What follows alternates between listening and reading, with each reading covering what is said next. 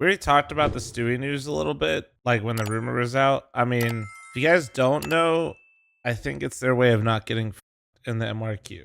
And I don't really blame Wildcard for it. I think it's going to be more as a stand-in for, and I think it's for Fozy. And for those of you that don't know, okay, basically, for those of you that don't understand the VRS, if M80 outperforms Wildcard in this qualifier that starts today, and M80 got the auto invite over Wildcard, it would send Wildcard into the European MRQ. So, however, if they do it this way, then they would stay in NA.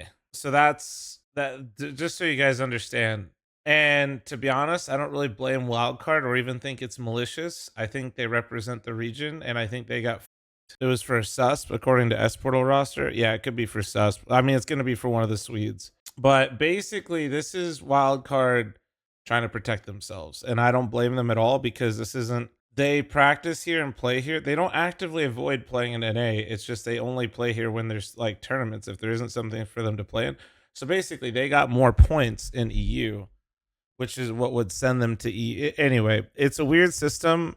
I believe Stewie's filling in for one of the Swedes. I guess I shouldn't say Fozy. And I imagine it has something to do with the MRQ. People might flame them for it, but I don't really know if I could give them a hard time about it when I know that it's just kind of a flawed system.